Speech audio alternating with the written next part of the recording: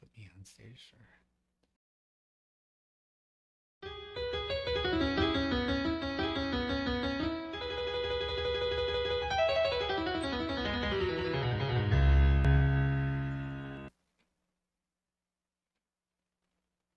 Welcome to Calm Down with James Eade. I'm James Eade. You can call me Jim. And why do I have a show called Calm Down? I think the world is too uptight. This country is too uptight. People are too uptight. We just can't talk to each other the way we used to. We used to be able to have conversations without getting upset. But that's not so much the case anymore. People get agitated. People get anxious. And once you get anxious and agitated, you don't make good decisions. Sometimes you say things that you regret. And so calming down has been one of the things that I can do. I've learned how to calm down. The trick of the trade for me is to take a deep breath. And the mind can calm the body, and the body can calm the mind.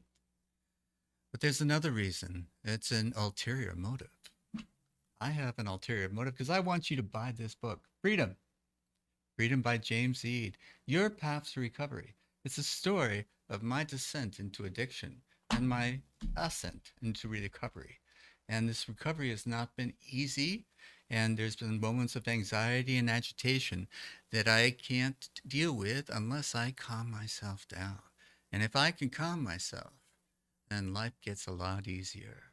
And, the descent into addiction can be slow at first. It's a gradual thing. And you don't really know what's happening. And then the descent gets steeper. And it gets a little bit muddier. And you start to slip and you start to fall. And you try to catch on to things and hold on. And sometimes you can, sometimes you can't. And sometimes you hit rocks. Sometimes you hit branches. And sometimes you think, oh, am I going to stop? I'm never going to stop. And who knows how far down I will go. But if you can stop, it's the first stage of your recovery. And from then, you learn tools and techniques. Now I have mine. I use mine to calm myself down. But what works for me may not work for you. And what works for you may not work for me. So we have to work on what works for us. Find it out. It could be a series of trial and error. But in any case, what you do is when you find what works for you, use it. Hold your head high, look people in the eye. And if they don't think it's a good technique, who cares? It works for you.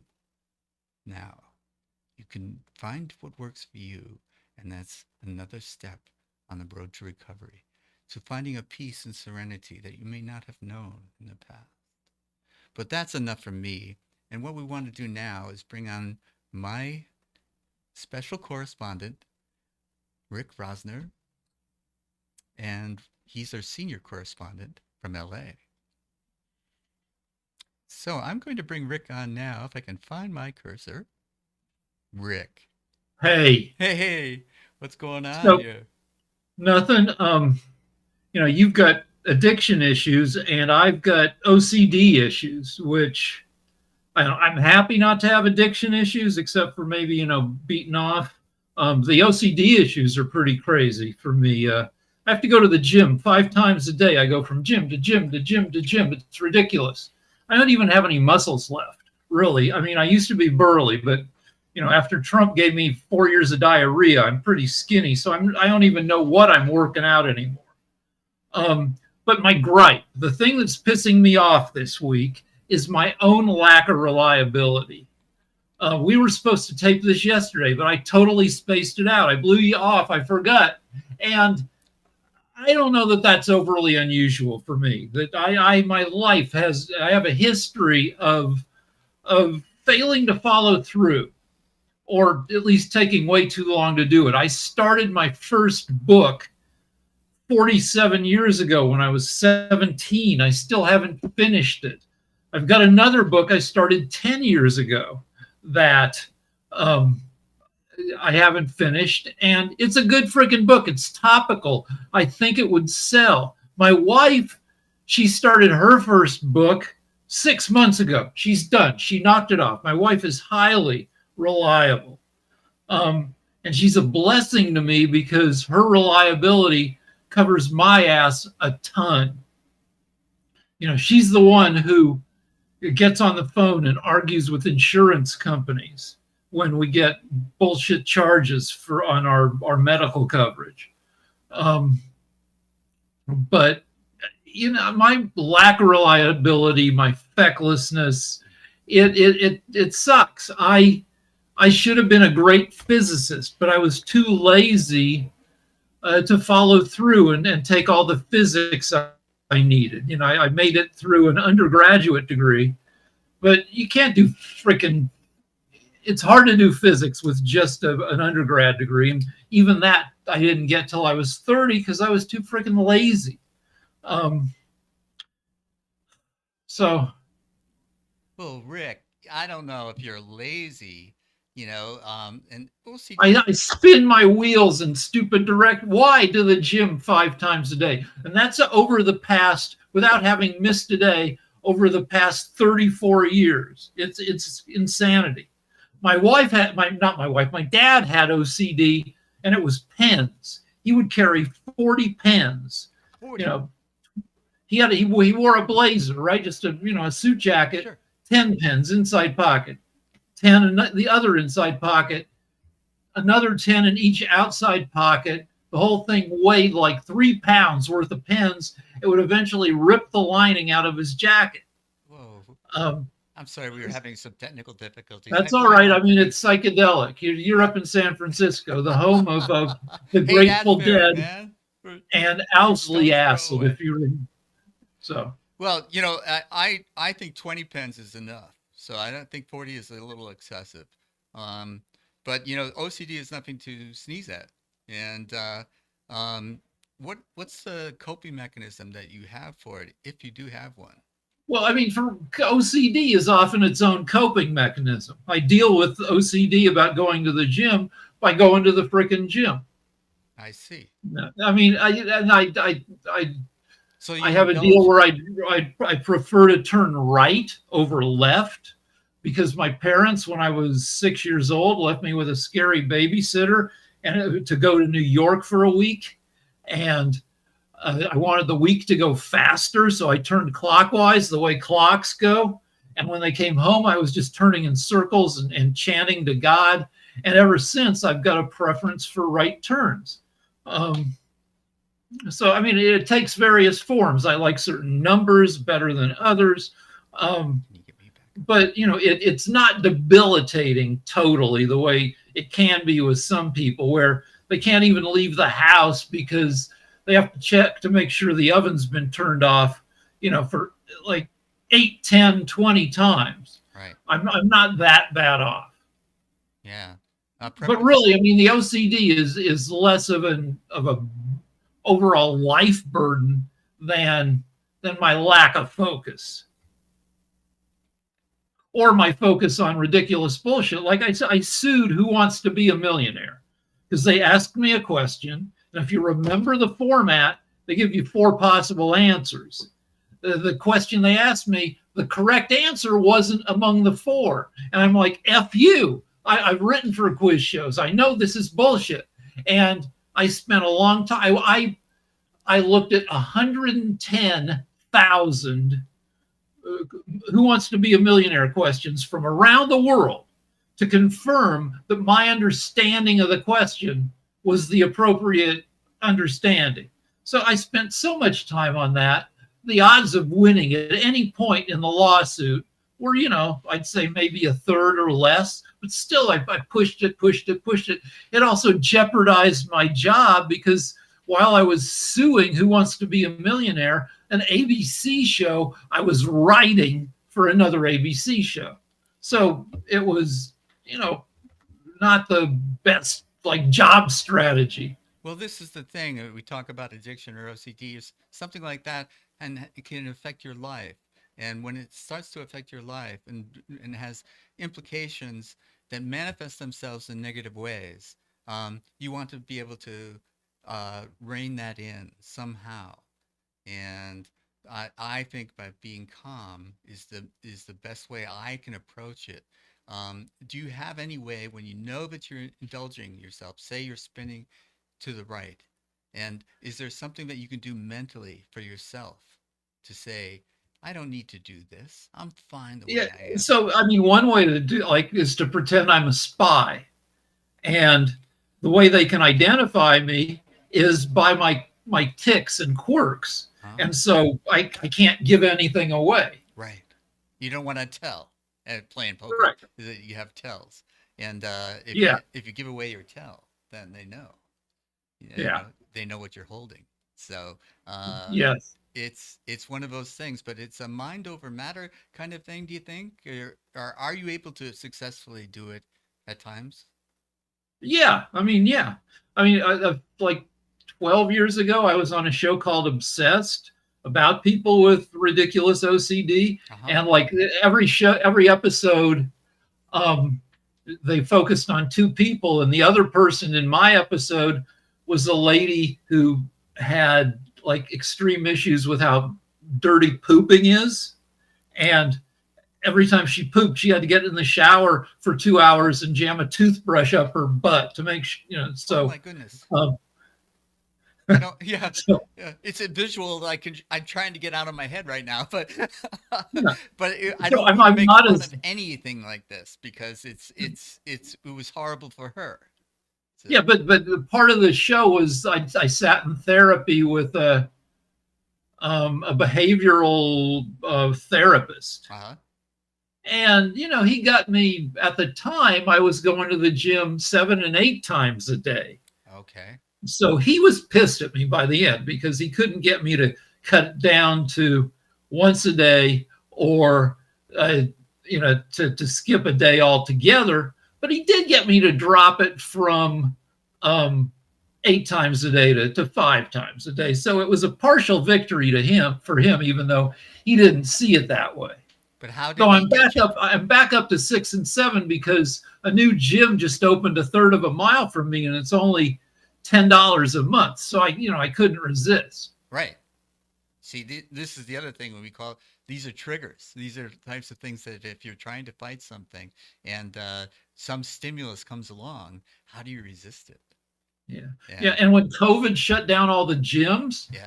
I had to still be able to go to 5 gyms a day. So I set up a gym downstairs with certain equipment, and then I set up one in our attic. And so I considered that two separate gyms, and I just like do I do a workout downstairs, and then I go upstairs. And Hmm. for a while I do like the parks in Los Angeles have workout equipment, so I'd go there until they shut down the parks. Well, Rick, aren't you incredibly ripped now with all this working out? I am. Except I had a medical procedure that knocked out one of my abs. Right. But Diana, can you see? Like, you probably can't. Wow, I The see your lighting's abs. not. But Yeah. I've got a 5 pack right now because one of my abdominal nerves got frozen to death, and it may grow back, it may not. Yeah. Yeah. But that was a medical intervention that it was better to have five Oh abs. yeah, it's a small price to pay. Yeah. Frustration is that I'm hot, I'm fucking ripped, but my wife remains unimpressed because she sees all the craziness that goes into it. Yes. She also notes that my ass has entirely gone away. So In she's cost some, benefit analysis. You're coming up with too much cost. I mean, she's just like she doesn't think it's super duper hot. She's not, and she like I said, like in certain, late middle aged men, your ass goes away. So I basically have no ass. Like I have a hard time sitting on a metal chair. I get you. Yeah, I don't have that particular problem, but I can relate to it. Um, and the idea that you have something that you struggle with on a daily basis, right? This isn't something that pops up now and then. It's like, Right? No, it's I have to go to the gym 5 times. I'm on 4 so far. I need to go at least one more time. okay. And what happens if you don't? What happens if you I stay? feel if it's um I think in the last like 12 years I've only made it to the gym 4 times, like 6 days. Mm-hmm. And So what? I don't like it. but I can deal with it. Um, This is the key. I haven't missed a day at the gym since January 2nd, 1991. Wow. I'm sorry, January 20th. Yeah. I was going to fact check you on that, but Okay. yeah. I mean, one time I had to, this was before 9/11, to keep my streak going.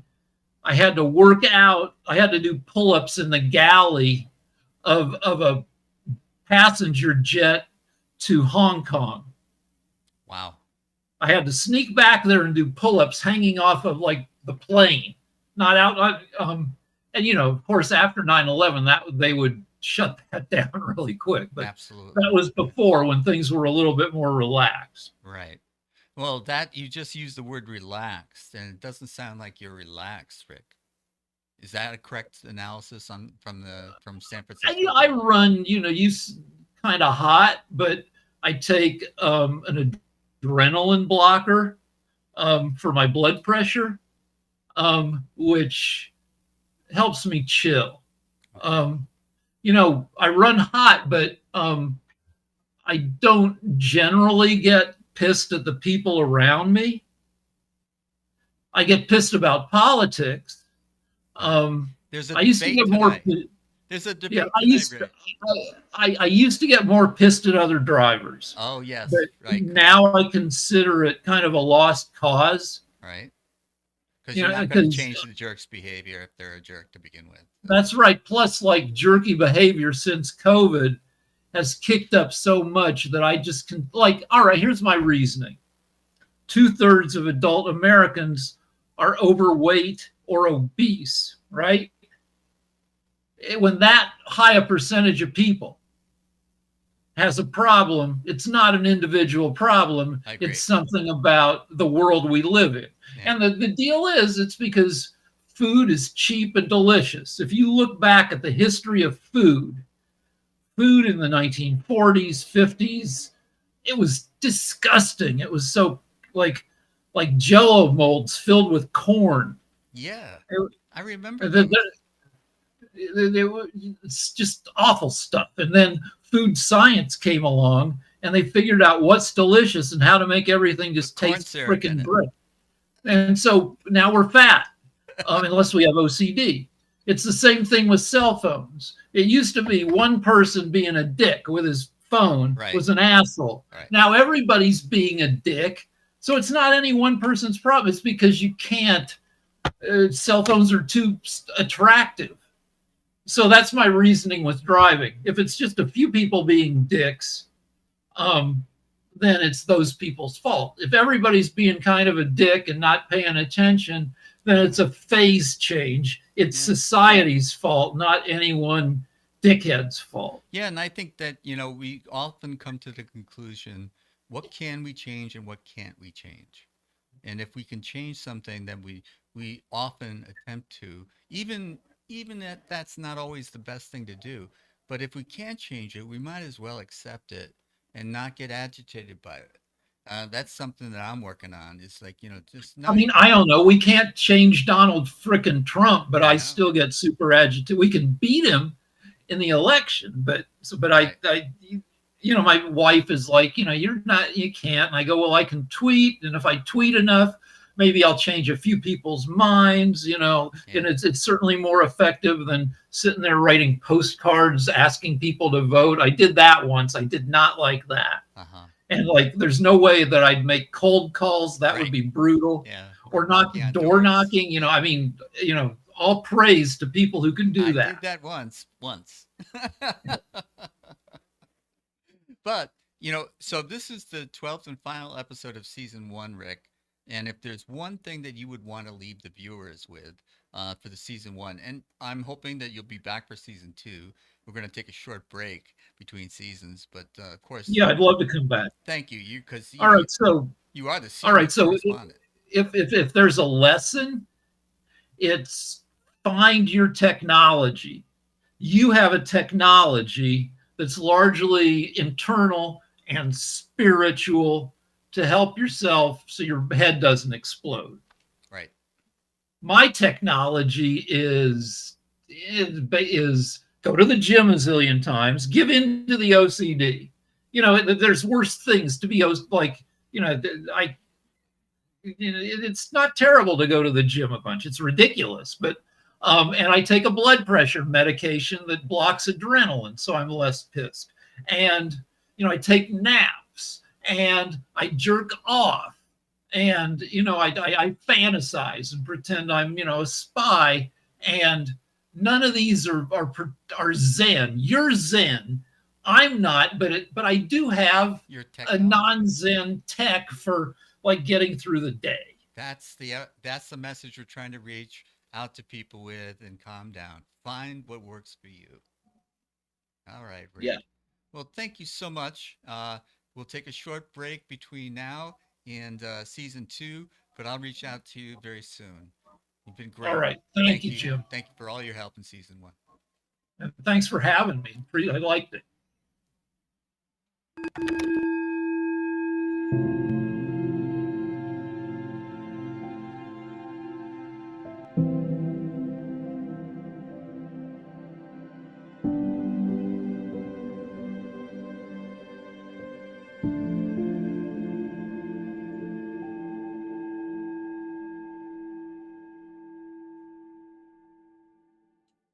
Welcome to this segment of Calm Down with James Eade. I'm James Eade, and I'm joined by my friend and yoga therapist and instructor, Yudhishthira. Yudhishthira, this is the last episode of season 1, and how are we going to wrap up this season?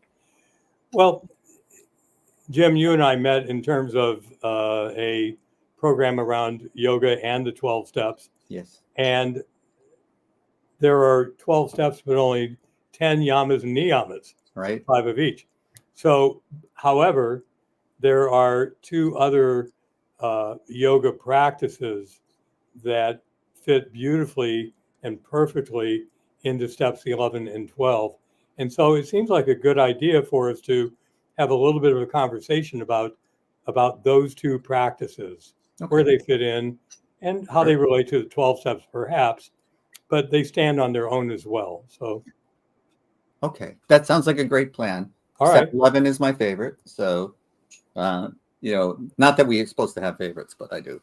Hey, I get it, because I'm not supposed to have favorites with the yamas and niyamas, but I do. Yeah. Okay.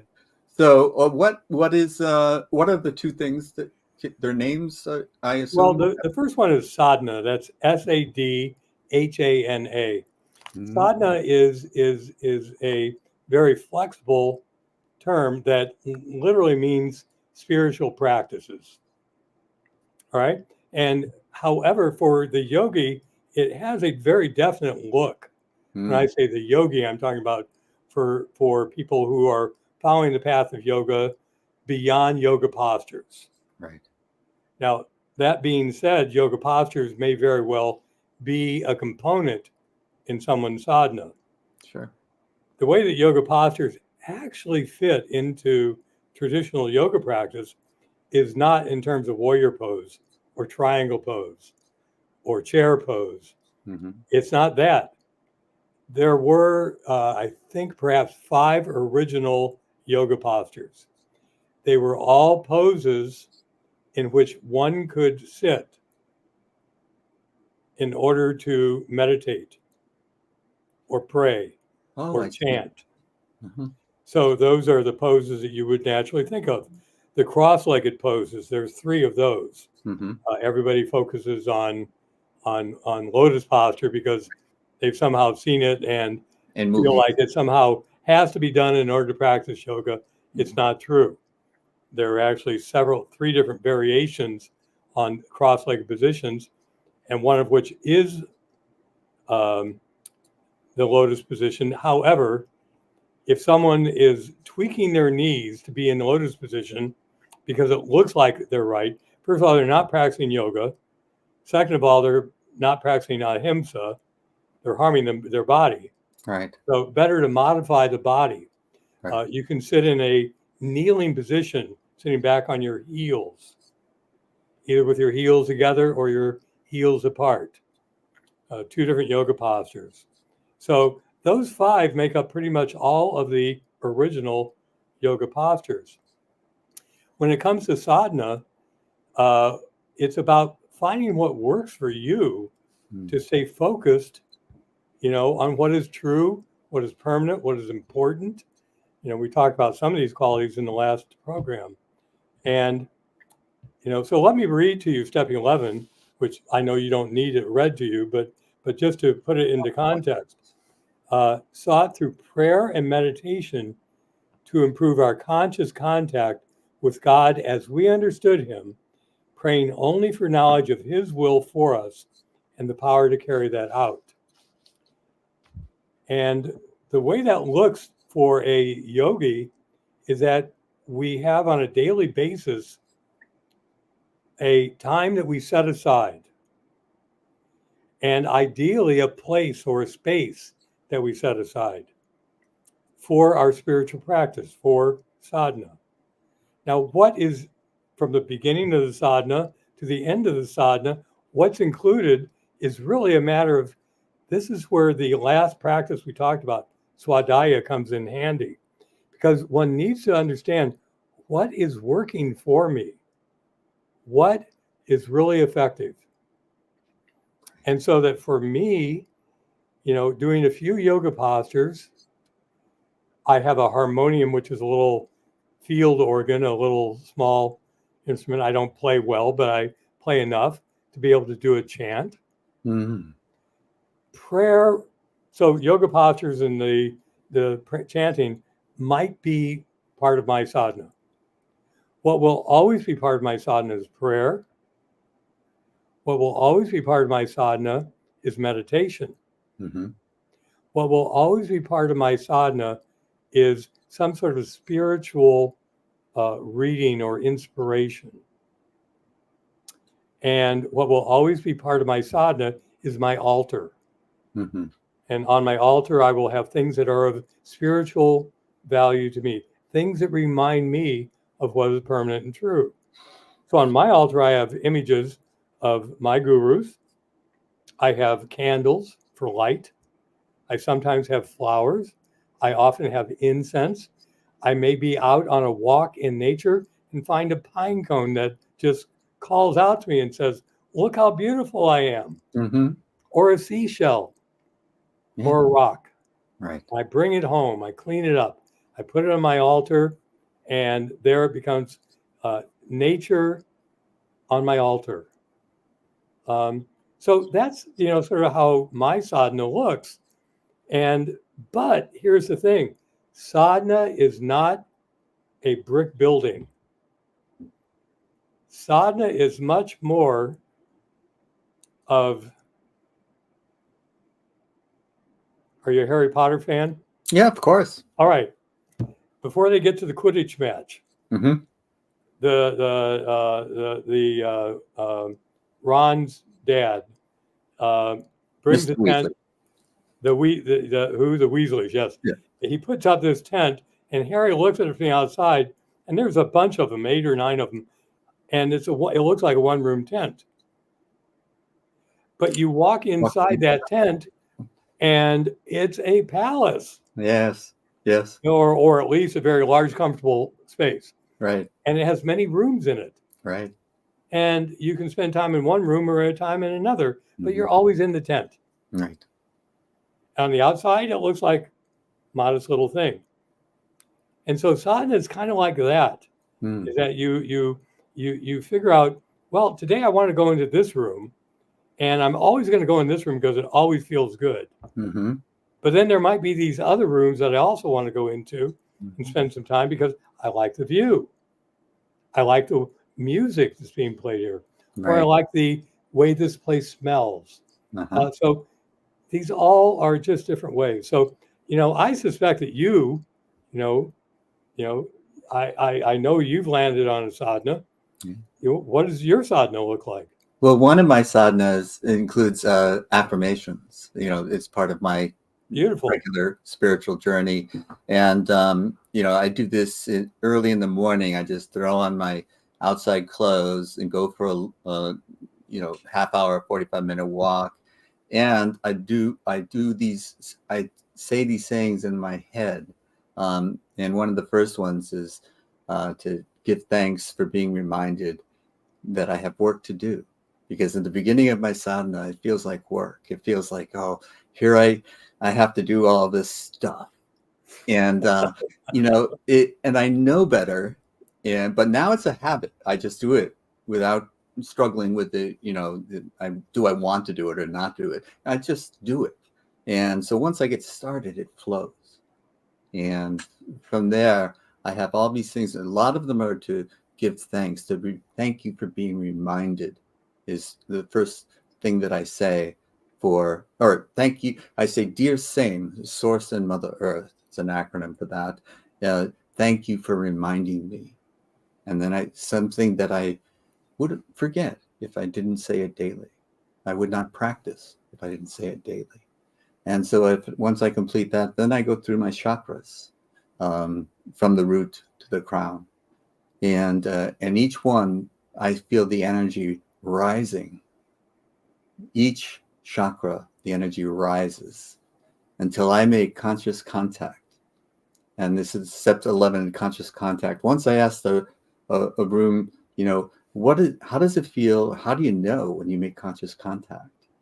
And everyone answered, they give different answers, but none of them actually addressed the question. And it was so I haven't asked it since, because I think, how do I know when I make conscious contact? Because what I experience is not just calmness, peace, and serenity, but I actually feel joy, which was a foreign feeling to me, one that I had not experienced. I had experienced euphoria, but not the same kind of joy that I experience now when I'm in selfless service to others, when I'm helping others who are struggling to help ease their pain and suffering. And this type of joy is a better high than I ever had before. Well, I love that. I mean, that's beautiful. And if we were to take my example of the sadhana and yours, I think that we would take different components and they would line up perfectly. Mm-hmm.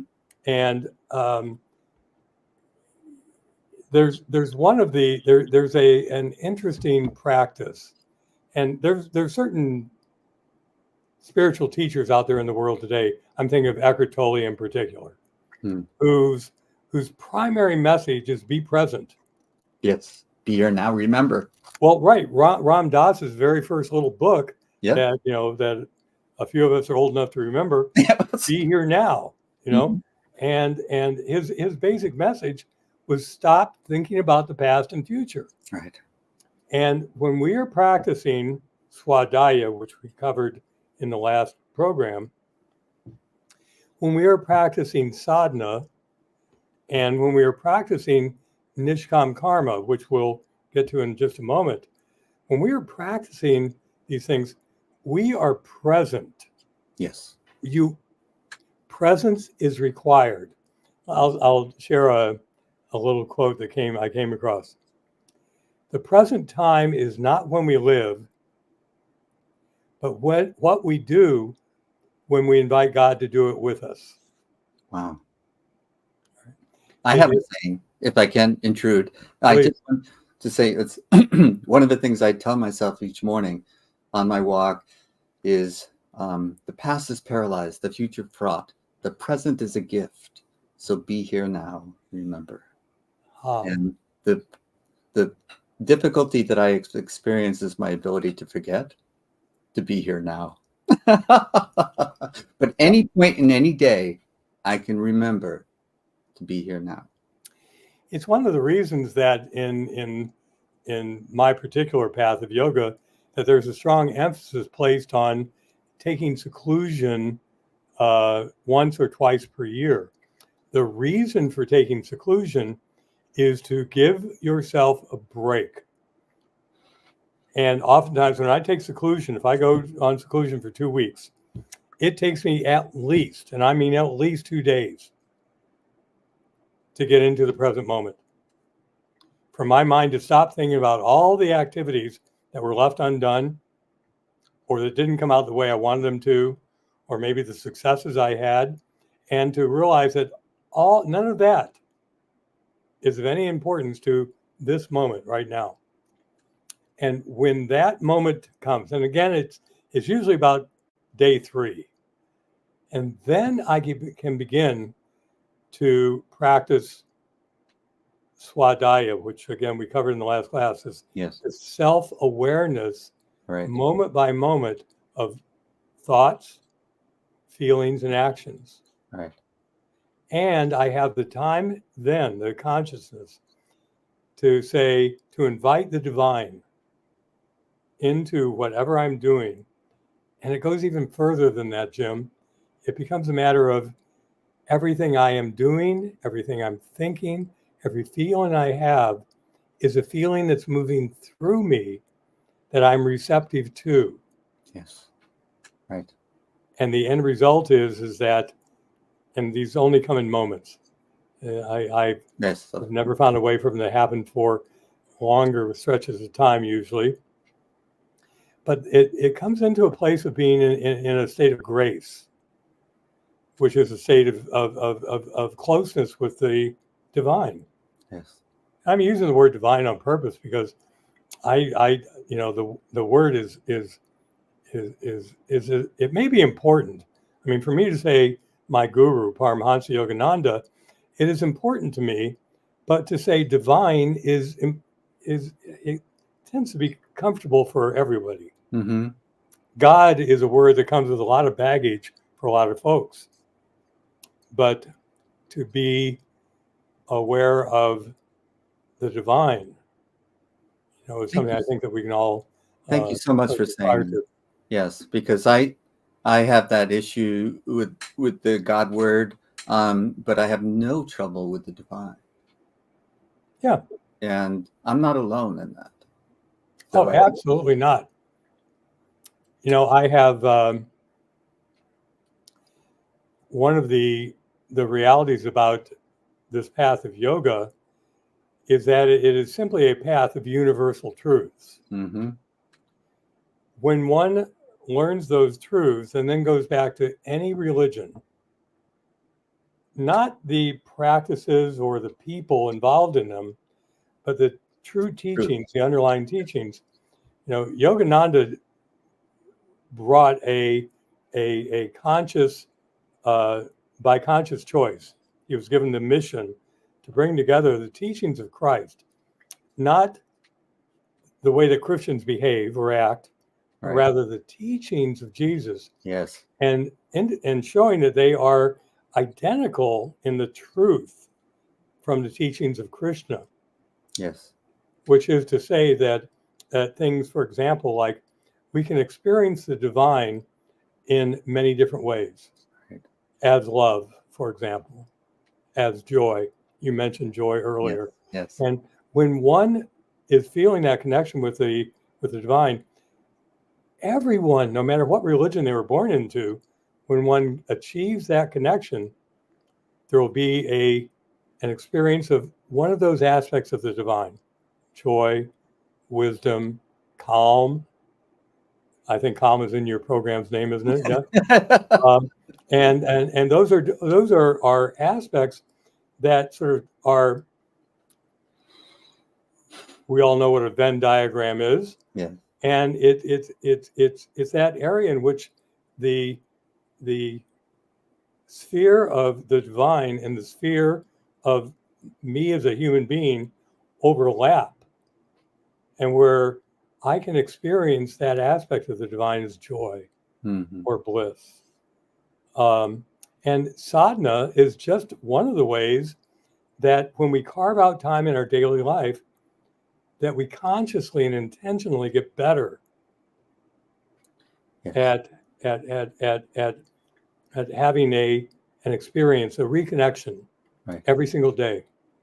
And in my world, ideally, we do that at least twice, sometimes 3 times per day. But then there's also this matter, I'm switching now into Nishkam Karma. Just as surely as the niyamas are primarily internal practices, so sadhana is primarily an internal practice. Nishkam Karma like the yamas, is about how do I behave in the world? Yes. And Nishkam karma is really about putting the yamas into action. The 12-step. Yes. And so it all is. of our affairs. And so there is 12, step 12. Having had a spiritual awakening as a result of these steps or these practices, we tried to carry the message and to practice these principles in all of our affairs. Now, I didn't say alcoholics there. That's what the step actually says. But of course, the nature of addiction is, and this is, I think it's important that we talk about this just a moment, that the nature of addiction is a many layered reality of being a human. That one can get addicted to things that are physical, such as substances, alcohol, drugs, and so on. One can also get addicted to relationships, to feelings, Sure. and to think that my happiness depends on the presence of this other person, and this other person has to feel about me the way I feel about her or him. A codependency. Yep. And that is a form of an addiction as well. Sure. Addictions come in all other forms, including, of course, foods. I mean, that's a big one for a lot of people. Of course. But any of our likes and dislikes can become addictive in nature. And that is to say that we can be negatively addicted to certain foods or certain people or certain places. We don't like them. And we can be positively addicted. I don't know if that's quite right, but we can be drawn to something so strongly that it really obscures our ability to see clearly excuse me, what is true and permanent within ourselves. Our willpower is of no use. Yes. I'm sorry, say it again. Our willpower is of no use against this. Absolutely not. And there's a predictable cascade of events, that happens that when we expect something to go the way we want to, or we have an expectation someone is going to love me as much as I love him or her. And when that is thwarted, then certain things begin to occur. First, I become hurt. Then I become angry. And anger turns into, and it goes downhill from there. Eventually, resentment, spite, all these things. And so you find people who are madly in love. They make the headlines all the time. People who have finally gotten together. And boom, suddenly they're saying the most horrible things about each other to the entire world. Right. Well, was that ever love? Of course not. But the addiction that yoga addresses is the addiction to the material world. Right. And to the expectation that the material world is permanent. So Nishkam karma is how we move through this impermanent physical world in a way that causes no harm, in a way that is true to that divine that has become you and me and every atom of creation. Moving Nishkam karma is about not taking things that isn't ours. That's one of the yamas. It's even about, apparently there are reality shows on TV that focus on people who hoard things. All right. I've heard that. Yeah. And it always makes me sad that people are getting entertainment from a level of suffering that people have over an addiction to stuff, as if, and it's horrible to think that stuff that's in a storage locker that I never open, I can't let go of, or that I've turned my house into a series of little warrens and pathways where, because newspapers or magazines or stuff is stacked up so high, floor to ceiling, I can't go anywhere else. And so Nishkam karma is about moving through the world in a way that allows us to carry, and this is the next of the yamas, to flow with the divine. Nishkam karma is, it's usually translated as selfless service. And that's it's the phrase I've adopted. Yes. Yeah. It's not bad, but it's more than that. Mm-hmm. It's about feeling that sense of the divine flowing through you as you move throughout the day. And whatever you are doing for others, for animals, for plants, simply picking up a piece of litter off the ground. All right. That may be all it requires to practice Nishkam karma. I'm not picking this piece of litter up in order to feel good about myself. Right. I'm picking this piece of litter up because of the fact it doesn't belong there, and the presence of the divine will be more easily present. Yeah. And the slippery slope of Nishkam karma is that last of the yamas, which is aparigraha, non-attachment, right. Because we can even become proud of our selfless service. Mm-hmm. Spiritual pride. False humility too. Yes, yeah. Exactly. Yeah. And so, this practice of sadhana and Nishkam karma are really about the niyamas. How do we behave internally? Right. How do we cultivate a space within myself that I'm aware of and where there is room for the divine to always be present? Yes. Then how do I take that divine presence within me and express it in my actions through the world? And there is a divine presence within all of us. And I believe that this is what helps me if I become spiraling down with self-criticism, doing self-harm.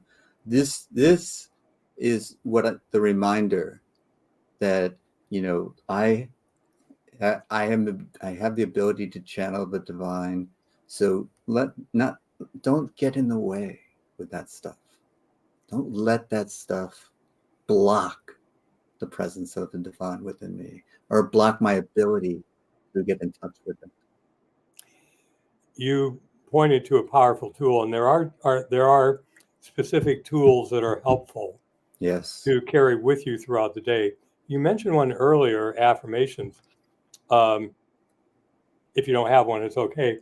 Do you have a favorite affirmation? I don't have a favorite, no, but I do practice multiple ones. But one of them, and you can tell me how it begins, but it's getting into the eternal now is the conclusion of the affirmation. I rise above all thought of past and future into the eternal now. Yes. And so we oftentimes find it's, we often will speak about a spiritual toolbox. Mm-hmm. And yes. Affirmations are the tools in your spiritual toolbox. Chanting is another. When I go to the grocery stores or, Costco, wherever you are, there is a lot of energy and it's a lot of material stuff. Right. So one of the ways that I stay in a place of sadhana and Nishkam karma, where there is a space for the divine to be present, is I will oftentimes chant quietly as I move through the store. Interesting. Or I will use an affirmation. Usually it's a chant because chants are like affirmations put to music. I'm going to put that down for me to remind me to try that. I've never tried that. And so there's a little chant. Lord, I am thine, I am thine, I am thine. Lord, I am thine, I am thine. Be thou mine, oh, be thou mine. And so, it's a simple little chant, and I'm not saying it out loud. No, yeah, right. But rather it's carried within me, and it keeps my mind and my heart in attunement with one another, and it keeps me from getting caught up in the materiality of the world around me. Right. So, and affirmations are another powerful one. We walk from place to place many times throughout the day. Yes. Right? We get up out of a chair and we go to our car. We get from the car, we walk to wherever we're going. And it can become a great habit to carry an affirmation with you and use it in that time. An affirmation I carry with me, that I go forth in perfect faith in the power of omnipresent good to bring me what I need at the time I need it. Mm.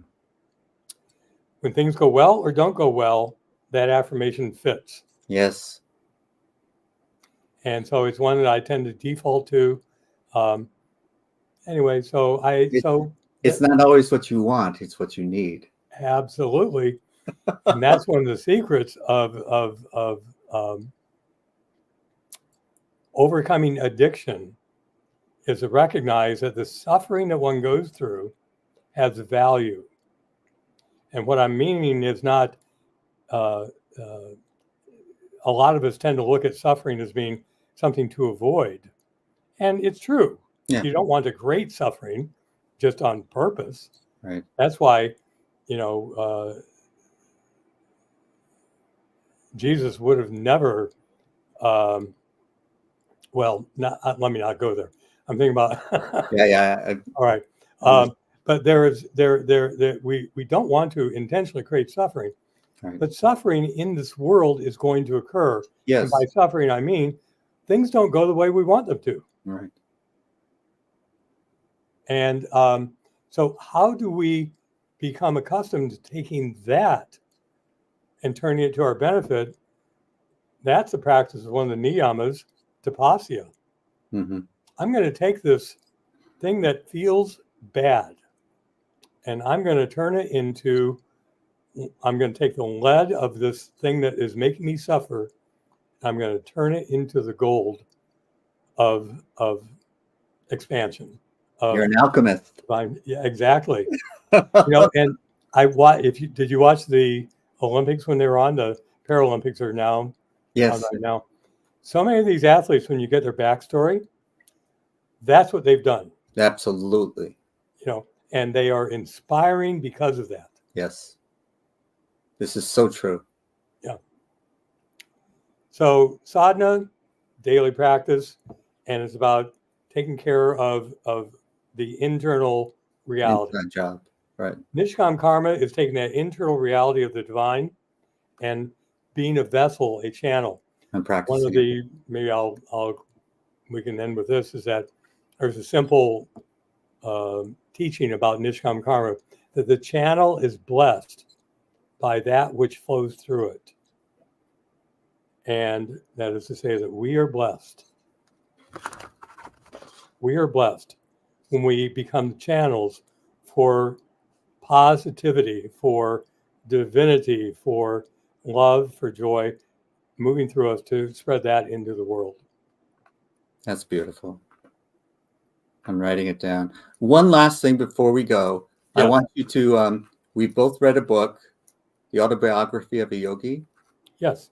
And that is by your guru? It is. And it is this guy. Yes. Paramahansa Yogananda.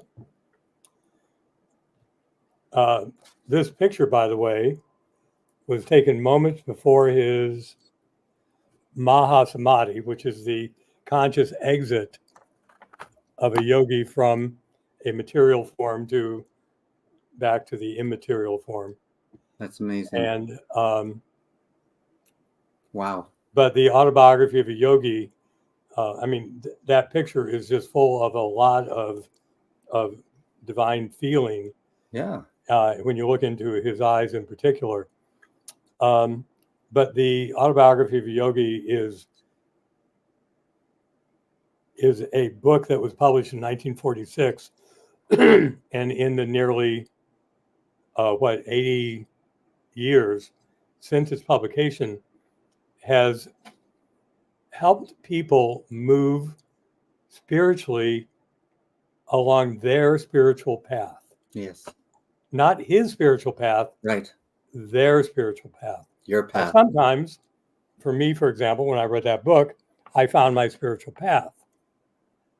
And for others, Yogananda always remains part of it, but their spiritual path might include, here I'll share with you that here in Palo Alto, the Ananda Temple, that is now the Ananda Temple on the corner of College and El Camino, Right. you know, it looks like a Catholic church because it was. And you look up and you have a spire, just like it was a mission style church. Right. And, but up on top of it, instead of seeing a cross, there's now an Om symbol up there. When we, that is, I say we, the Ananda community, were first looking at that church, the Archdiocese of San Francisco was selling the property, as they were doing at that time, still probably are. Yes. They were selling the property, and so it felt like ours. And one of the things that said, yes, this is ours, when we were touring through the priest quarters, on the bookshelf of one of the priests was the autobiography of a yogi. Oh my goodness, that's wonderful. And so not a coincidence. The AY, or the autobiography of a yogi, is universal in its impact for people, and yet manifold in the way in which it can direct people to where they're supposed to go. I want to do, while you're here, a commercial break for me. And that's the book I wrote, Freedom, Your Path to Recovery. It's not my path. Yes. It's your path. You just got to find it and walk it. With your head held high, looking people in the eye. Don't let anyone tell you that your path is not the path to walk.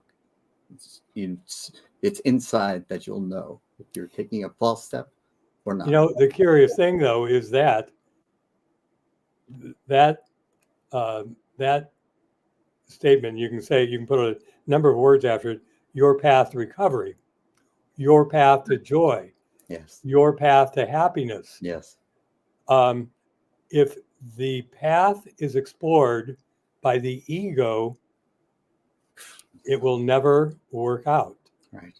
And so when people say that, oh, every path is unique, that is true when it is a spiritual path. Every spiritual path may look different, but every spiritual path will have predictable stages along the way. Every path that is of the ego will predictably not turn out well for someone or everyone. Right. Well, thank you so much, Yudhishthira. You have made such a contribution to season 1 of Calm Down. And I will be in contact with you about season 2, and we will see each other again, I'm certain. All right. So I will just take you backstage and saying, what is the saying? Not to say goodbye, but until we meet again. Namaste. Namaste. Namaste. Thank you again. All right. I hope you got as much as that as I out of that as much as I did. And this is the end of season 1, episode 12. So come back when you're ready for more, because there's more to come.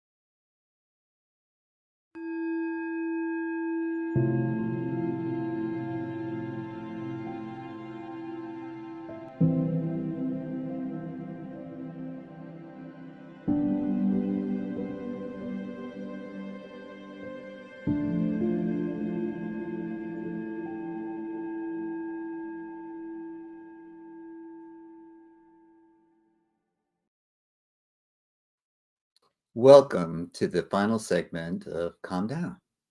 And I want to introduce to you, my loyal listeners and viewers, Divya Lovewise, that wise yogi.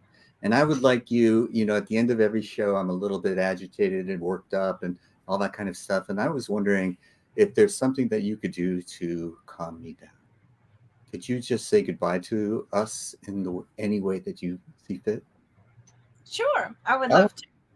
I will take off and let you do that. Thanks again. Okay. Well, bring yourself into a comfortable seated position, feeling your feet on the floor and letting your hands rest in your lap. palms up or palms down is a great way to start bringing yourself back into center and focus with your own divine energy, and letting go of anything that might have wanted to stick to us throughout the day that may be energy we don't want to carry throughout the day. So having this basic position, feeling grounded, even closing your eyes and taking a deep breath in through the nose and out through the mouth.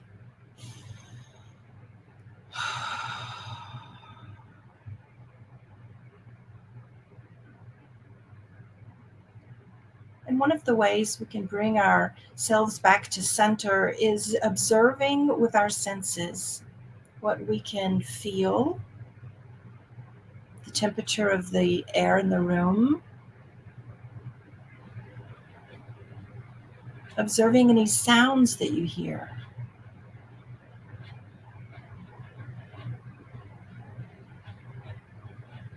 Noticing any smells in the air.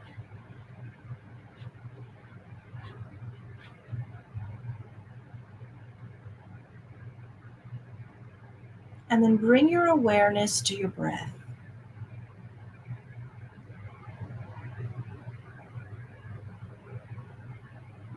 As though you're watching it from the inside out.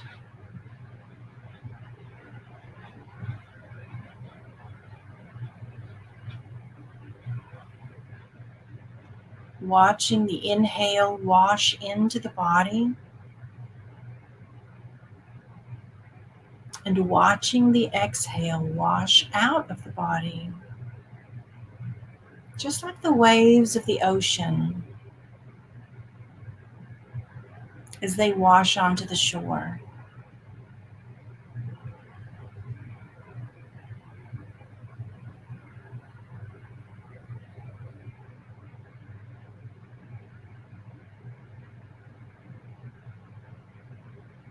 And if you find your mind still wandering, you can even place one hand on your lower belly and one hand on your heart, so that you can feel with your hands this breath washing in and washing out.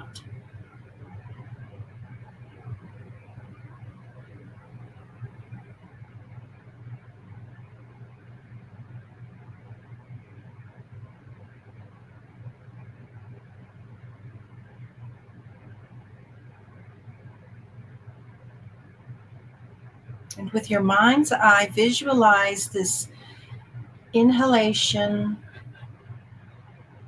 and exhalation as an internal shower, clearing away your energy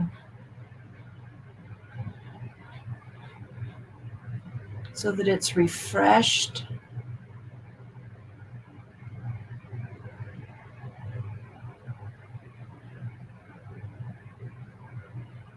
it's rejuvenated,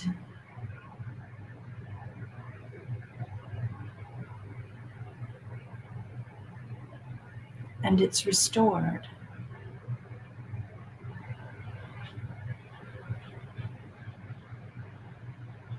Releasing your hands into your lap, just give yourself a few seconds of pause in this return to peace, enjoying it.